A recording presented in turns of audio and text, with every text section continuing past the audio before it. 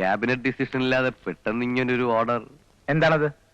മന്ത്രിമാരുടെ police escort പിൻവലിക്കാനുള്ള തീരുമാനം ഇതല്പം തിടുക്കത്തിലായി പോയില്ലേ സർ? നോ, ക്യാബിനറ്റിൽ തന്നെ ഞാൻ തീരുമാനം പറഞ്ഞിരുന്നാണല്ലോ. ഇപ്പൊ ഓർഡറായി, അത്രയല്ലേ ഉള്ളൂ. എന്നാലും മിസ്റ്റർ വിജയനുണ്ണി, ഈ സംസ്ഥാനത്ത് 1000 ജനങ്ങളെ സംരക്ഷിക്കാൻ ഒരു പോലീസുകാരൻ പോലും ഇല്ല എന്നാണ് കണക്ക്.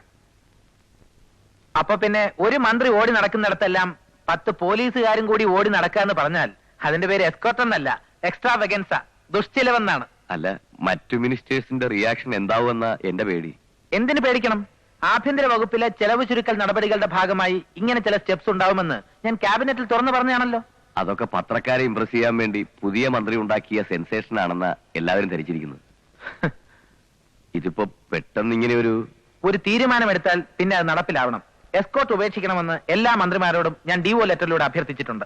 അതിതുവരെ ആരും കാര്യമായി എടുത്തില്ല. അതുകൊണ്ടാണ് ഇങ്ങനെ ഒരു ഓർഡർ. ഇപ്പൊ മന്ത്രിമാർക്ക് എസ്കോർട്ട് ഓടിക്കൊണ്ടിരിക്കുന്ന പോലീസുകാരെയും വാഹനങ്ങളെയും ഉടൻ പിൻവലിച്ചേക്കൂ. എല്ലാ SP മാർക്കും മെസ്സേജ് എത്തണം. Start executing the decisions right away. അല്ല സർ, മന്ത്രിമാരാരെങ്കിലും പറ്റില്ല എന്ന് പറഞ്ഞാൽ SP മാർക്ക് ധിക്കരിക്കാൻ കഴിയില്ല. അതൊക്കെ നമ്മൾ വഴിയെ കാണുന്നു. അങ്ങനെ വരുന്നതൊക്കെ വഴിയിൽ വെച്ച് കാണാമെന്ന്.